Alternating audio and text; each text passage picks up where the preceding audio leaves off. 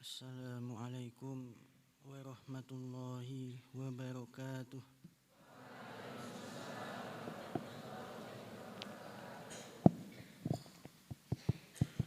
Bismillahirrahmanirrahim. Alhamdulillahirabbil alamin.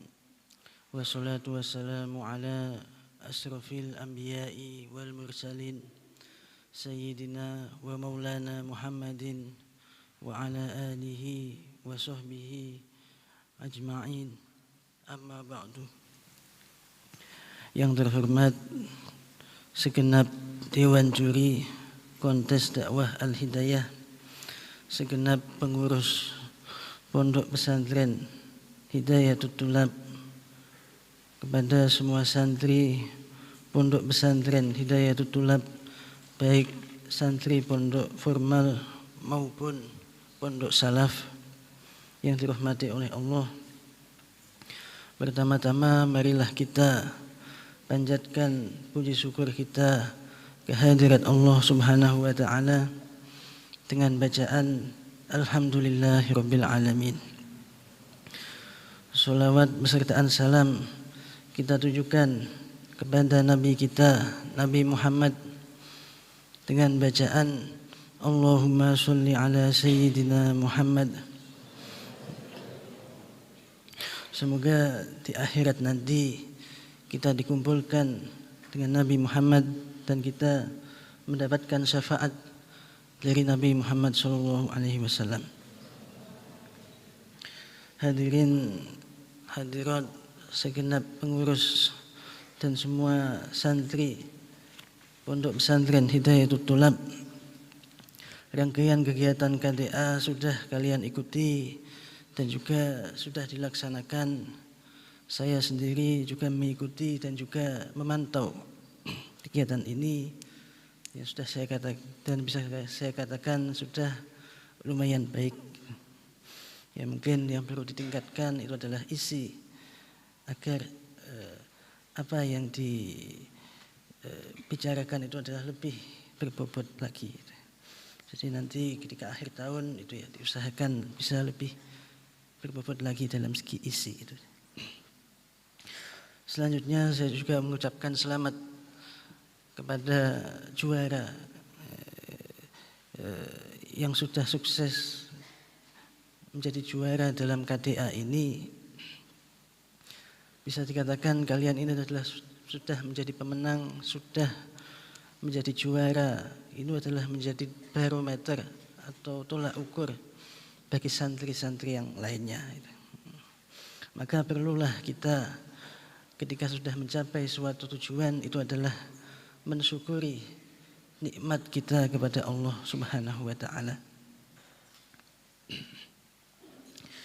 Dan itu adalah menunjukkan, juara itu adalah menunjukkan bahwa kalian adalah berpotensi pada suatu saat itu adalah menjadi orang yang bermanfaat bagi banyak orang. Amin ya rabbal alamin.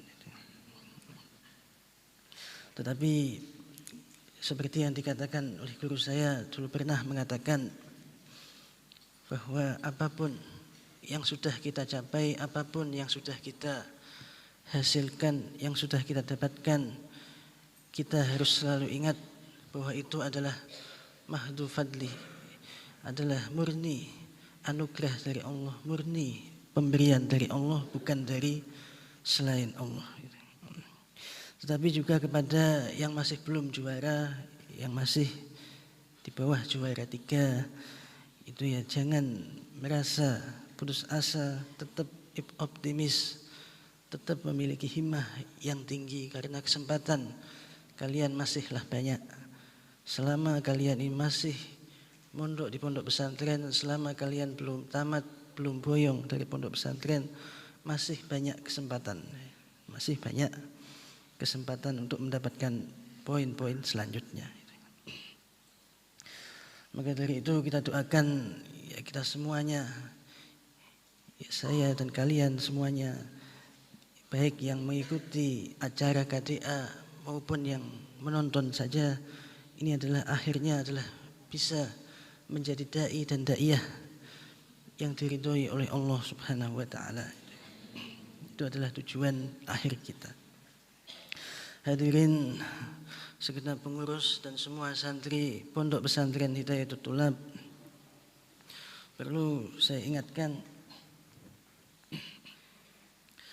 bahwa dulu Abah itu telah pernah berpesan kepada saya bahwa salah satu tujuan dibangunnya Pondok Pesantren Hidayatul Thulab itu adalah karena Abah pada saat itu adalah merasa prihatin bahwa pada zaman sekarang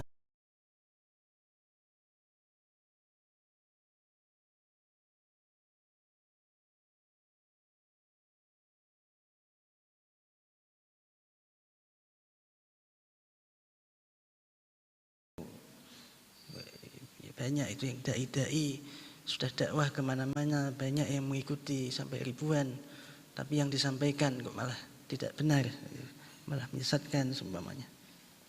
Ini adalah salah satu keprihatinan Abah pada saat itu ya, sampai sekarang ini banyak dai-dai yang kurang berkompeten, keilmuannya masih kurang gitu.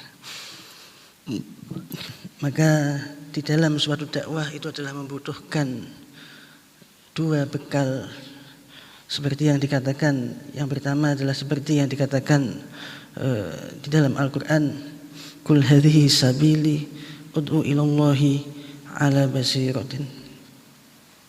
Katakanlah, aku dan orang-orang yang mengikutiku mengajak kepada Allah di atas basirah. Maksudnya basirah itu adalah hujjah qawiyah atau hujjah yang nyata, hujjah yang kuat, yang bisa membedakan antara benar dan salah. Artinya ketika orang itu berdakwah adalah membutuhkan adanya ilmu. Dakwah itu adalah selalu membutuhkan kepada ilmu. Sedangkan ilmu di dalam berdakwah itu adalah ada tiga. Ada ilmu yang merupakan isi dalam dakwah itu sendiri. Ada ilmu yang berhubungan dengan orang yang didakwahi. Ada juga ilmu yang berhubungan dengan cara berdakwahnya itu sendiri. Yang pertama itu adalah ilmu yang berhubungan dengan isi apa yang didakwahkan itu. Maka guru saya juga pernah mengatakan, ketika seorang santri itu tamat dari pondok pesantren, kemudian mereka berdakwah, itu jangan sampai mereka berdakwah sebelum menguasai masalah yang didakwahkan itu. Ya minimal masalah itu. Walaupun belum semua masalah semuanya fikih itu semua masalah fikih, atau tasawuf semua masalah tasawuf, itu setidaknya bab apa yang didakwahkan itu setidaknya adalah menguasai itu. Ya kalau masih di pondok ya masih latihan, tidak masalah. Tapi kalau sudah pulang, sudah tamat, sudah berdakwah ke masyarakat, itu adalah perlu adanya menguasai apa yang akan didakwahkan itu. Seumpama orang itu dakwah, contohnya masalah sholat, ya harus paham dulu rukunnya apa, syaratnya apa, yang membatalkan itu apa, kesunahannya. Ketika sudah menguasai betul, barulah boleh berdakwah. Ketika dia membicarakan masalah akidah, juga harus tahu dobit-dobitnya, ini batasannya mana, akidah yang benar itu bagaimana, yang sesat yang bagaimana. Didalami, kalau sudah benar-benar menguasai, itulah baru boleh untuk berdakwah itu. Kenapa seperti itu? Karena banyak santri yang sudah pulang kemudian dia berdakwah belum menguasai apa yang disampaikan. Akhirnya menjadi keliru, dan kelirunya itu kadang terlalu berlebihan. Contohnya ada orang itu berdakwah, kamu mengatakan kalian semua itu salah, yang benar itu seperti ini, yang benar itu seperti ini, yang lain itu salah, yang benar adalah seperti ini. Banyak hal yang disalahkan, padahal itu sudah menjadi kebiasaan di tempat itu dan tidak ada ulama yang mempermasalahkan. Padahal itu hal yang tidak masalah, tapi kok disalahkan. Itu karena kurangnya menguasai apa yang disampaikan itu. Jadi, sangat penting bagi dakwah, bagi orang yang berdakwah, bagi dai-daiyah itu adalah menguasai apa yang akan disampaikan, minimal ya dalam bab itu, walaupun tidak sampai satu fan, walaupun tidak sampai sarah-sarahnya, setidaknya hal yang pokok, yang penting, yang berhubungan dengan yang akan disampaikan itu adalah mengetahui. Itu yang pertama. Dan yang kedua itu adalah ilmu tentang orang yang didakwahi itu. Jadi orang berdakwah itu ya harus sesuai dengan keadaan yang didakwahi. Kalau yang didakwahi itu adalah orang yang suka dengan bercanda, suka dengan guyon, ya nanti harus ya lebih banyak guyonnya. Ketika yang didakwahi itu adalah orang-orang yang sebangsa intelektual, ya maka harus ada penalaran-penalaran di dalam dakwah, itu harus ada penalaran-penalaran. Ketika yang didakwahi itu adalah orang yang serius, ya maka harus ada kesemangatan, harus ada suara yang kuat, yang yakin di dalam berdakwah itu sesuai dengan keadaan pesertanya itu. Begitu juga dengan acaranya. Seumpamanya acaranya itu khitanan, ya, terus dakwahnya masalah nikah, itu kan tidak nyambung gitu. Nanti acaranya acara khitanan, malah dakwahnya masalah haji, ya, itu kan tidak nyambung. Ya, harus sesuai dengan keadaan, sesuai dengan keadaan yang didakwahi itu, sesuai dengan acaranya, bahkan sesuai dengan harinya. Kalau harinya itu maulud, walaupun acaranya bukan maulud, ya nanti yang dibicarakan ya masalah maulud gitu. Yaitu adalah mengetahui atau memiliki ilmu yang berhubungan dengan orang yang didakwahi.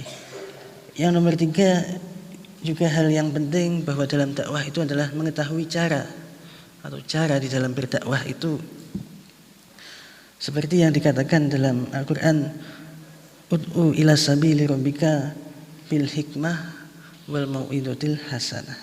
Jadi dalam berdakwah itu adalah dengan hikmah dan mau'izah hasanah. Yang dimaksud hikmah itu artinya adalah Al-Quran dan hadis. Jadi apa yang kita sampaikan itu adalah harus sesuai dengan Al-Quran dan hadis, karena Al-Quran dan hadis itu adalah yang paling banyak mengandung hikmah itu.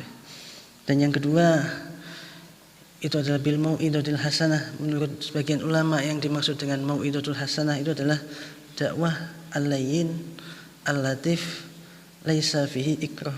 Itu adalah dakwah yang lembut, dakwah yang halus, yang tidak mengandung pemaksaan-pemaksaan. Ini dakwah itu yang bisa diterima, dakwah yang halus. Itu adalah ciri khas ulama Indonesia. Itu ketika berdakwah adalah dakwah yang menyejukkan, dakwah yang menyejukkan. Ya, ada orang-orang itu yang kalau berdakwah itu ya semuanya disalahkan, diharam-haramkan. Jadi mulai assalamualaikum sampai waalaikumsalam itu pembahasannya haram semua itu kan. Itu kan tidak mau idoh hasanah itu, tapi mau idoh sayyi'ah itu. Kalau mau idoh hasanah itu adalah bilutfi, harus dengan lembut. Maka insya Allah ketika memiliki ilmu seperti itu, mengetahui keadaan, yang mengetahui siapa yang didakwahi, caranya, mengetahui isinya, menguasai, memahami isinya, maka dakwah itu akan berhasil itu. Tetapi selain ilmu tadi juga ada lagi syarat orang itu dalam berdakwah agar dakwah itu bisa tersampaikan, yaitu adalah mengamalkan pada dakwahnya itu sendiri. Jadi sebelum kalian berdakwah itu diusahakan kalian sudah mengamalkan. Ada kiai itu yang menyarankan ya minimal seminggu itu kalau dakwahnya itu tentang amal, itu amalnya diamalkan yang istiqomah dulu. Jadi kalau setelah seminggu sudah diamalkan baru nanti disampaikan. Kenapa kok harus seperti itu? Karena ketika ilmu itu belum pernah diamalkan atau belum dikuasai, maka ilmu itu masih belum menancap di dalam hati. Ketika ilmu belum menancap di dalam hati, maka ketika disampaikan juga tidak akan terasa. Karena ilmu batin itu hanya bisa disampaikan oleh orang yang faham juga dengan ilmu itu. Kalau belum paham dengan ilmu batin, dia tidak akan paham orang yang diajak bicara itu. Jadi mengamalkan dulu. Jadi kalau sudah diamalkan, baru nanti ketika dakwah itu disampaikan, maka insya Allah yang disampaikan itu akan sampai ke dalam hatinya orang yang didakwahi itu. Akan sangat jauh perbedaannya, akan sangat jauh rasanya ketika orang itu tidak pernah mengamalkan kok menyampaikan dengan sudah diamalkan dulu, apalagi sudah istiqomah, sudah mendarah daging, kemudian disampaikan, sangat-sangat jauh berbeda itu, sangat-sangat jauh berbeda. Maka ketika sudah memiliki amal, sudah pernah diamalkan, juga sudah menguasai ilmunya, maka insya Allah dakwah itu akan berhasil dan diterima di masyarakat, ya di mana saja masyarakat itu berada. Ya seperti itu. Kemudian harapan saya dengan adanya KDA ini ya sesuai dengan tujuan didirikannya pondok, bahwa merupakan cita-cita tertinggi seorang muslim itu adalah menyebarkan agama Islam gitu. Baik menyebarkannya itu dengan membangun pondok, atau dengan berdakwah, atau dengan tulisan, atau dengan nasihat dan lain-lainnya. Intinya itu adalah berdakwah, itu adalah cita-cita yang tertinggi, yang merupakan adalah tujuan utama diturunkannya Nabi, yaitu adalah tabligh, menyampaikan ilmu gitu. Maka tujuan tertinggi, cita-cita tertinggi seorang muslim itu adalah menyebarkan agama Islam itu. Ya tidak hanya bagaimana supaya orang yang tidak Islam kemudian masuk Islam, itu juga memang termasuk dari dakwah, tetapi yang lebih penting juga adalah menyampaikan ilmu-ilmu yang sudah kita dapat di pondok pesantren. Ini sudah lengkap semuanya ada, mulai ilmu nahwu, ilmu alat, ilmu tasawuf, ilmu sorof, qawaidul i'rab, sampai ilmu fikih, ilmu tasawuf, bahkan sampai tingkatan yang tertinggi al-hikam. Tidak ada kitab yang lebih tinggi dari kitab al-hikam. Ya ada ya satu kitab, tapi ya masih lebih mudah difaham al-hikam itu. Ini, dan bahkan juga harapan saya setiap daerah itu nanti akan membuat kumpulan-kumpulan. Ketika kalian sudah tamat, nanti ada kumpulan-kumpulan alumni saling membantu dalam berdakwah. Nanti ada yang di Ngawi yang membuat kumpulan alumni di Ngawi, yang di Banjar membuat kumpulan di Banjar, yang di Kediri, yang di Lampung, ya di mana saja itu setiap daerah ada kumpulan-kumpulannya. Itu ini saling membantu ketika membuat acara-acara dalam berdakwah gitu. Maka dari itu ketika kalian sudah bisa berdakwah, sudah bisa berpidato dengan baik, itu adalah peranan kalian adalah sangat penting di dalam perkumpulan-perkumpulan itu. Jadi nanti ketika pulang itu tidak nganggur, tidak ada kerjaan atau bagaimana, saling membantu. Ingin membuat acara apa, mauludan atau apa, khusus alumni, itu tulab seperti itu. Jadi diharapkan sampai semua daerah yang ada itu. Ya saya kira itu yang paling penting, bahwa namanya ilmu itu adalah ketika sudah diamalkan, maka ketika disampaikan itu juga akan bisa lebih dirasakan. Ya semoga saja pada malam hari ini ya kita berdoa semuanya akan menjadi dai-daiyah, benar-benar menjadi dai-daiyah yang menjadi ulama warasatul anbiya, dan akhirnya adalah mendapatkan ridho dari Allah Subhanahu wa taala.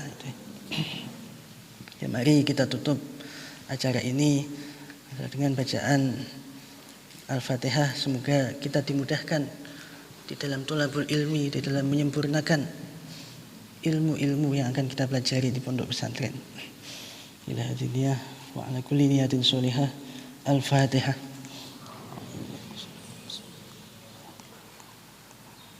Iyyaka na'budu wa iyyaka nasta'in. Ihdinas siratal mustaqim.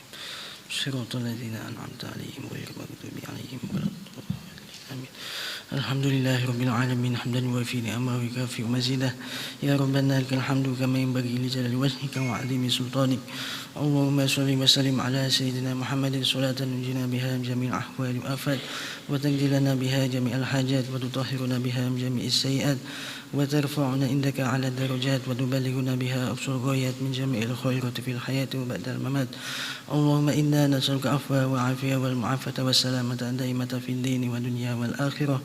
اللهم حبب إلينا الإيمان وزين في قلوبنا وكرهنا الكفر والفسوق واجعلنا من الراشدين. اللهم اجعلنا وأزواجنا وذريتنا وأزواج ذريتنا إلى يوم القيامة من أهل العلم وأهل الخير، ولا تجعلنا وإياهم من أهل الشر وأهل الضير، واجعلنا وإياهم من المتعلمين المستقيمين المطمئنين ومن العلماء العاملين المخلصين وأهل الجنة المقربين برحمتك يا أرحم الراحمين. اللهم يسر ولا تعسر جميع أمورنا، خصوصا أمور تتعلق بهذه الدراسة ودعوة وغير ذلك. ربنا آتنا في الدنيا حسنة وفي الآخرة حسنة وقنا عذاب النار. وصلى الله على سيدنا محمد وعلى آله وصحبه وسلم والحمد لله رب العالمين.